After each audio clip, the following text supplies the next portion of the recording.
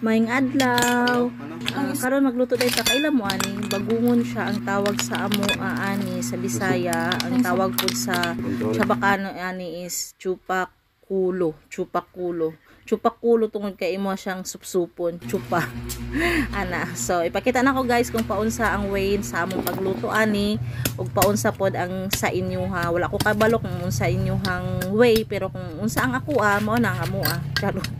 So na first tanggalan na to siya lubot siya sa ano kay para masupsop sa tarong. After that pag magtanggal sa lubot syempre hugasan na to nagtarong kay galap sa lapok ba na siya sa lapok na siya sa mga punong or kung unsa ba daghan kay ini siya sa mga like sa mga kwan sa dagat like kanang asa ang mga punong-punong baka na mga bangus na mga kwan basta daghan kay ini siya sa mga kanipaan sa asang daghan ang mga nipa. So kana is ginalimpyuhan syempre i-brush din na siya tarong kay daghan na siya mga lapok-lapok daghan na siya mga kanang hugaw so kinahanglan jud siya nga i-brush og tarungon siya paghugas jud as in kanang limpyo jud siya nga pagkahugas kay para dili syempre pagluto nimo ana para dili pud lagom ang sabaw or dili hugaw pagkaon ninyo is dili hugaw at actually kani is na ano na ni na stuck na ni siya ba kay supposed to be dapat pagkuha ni para sa amua is dili pa na siya dahil ginakaon ginapaluwa pa siya ba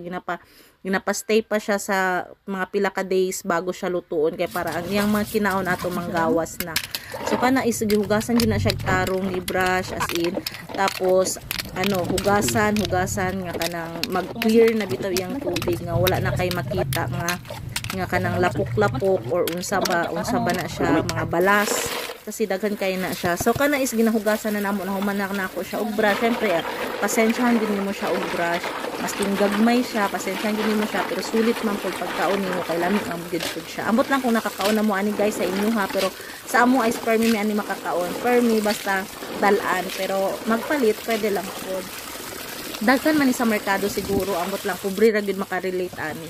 So mo na gihugasan na namo siya tarong, gihugasan na gyud siya nako tapos ko para limpyo of course ang kanang So ana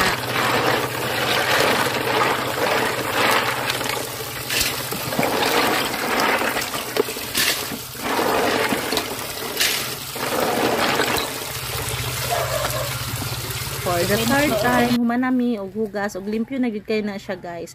So parisan supposed to be paris na ko ani is gabi unya nangita mi gabi wala may gabi nga baligya dito sa so ang nakita namo is pako. So kani ang pako sa unis daghan man kay ni siya sa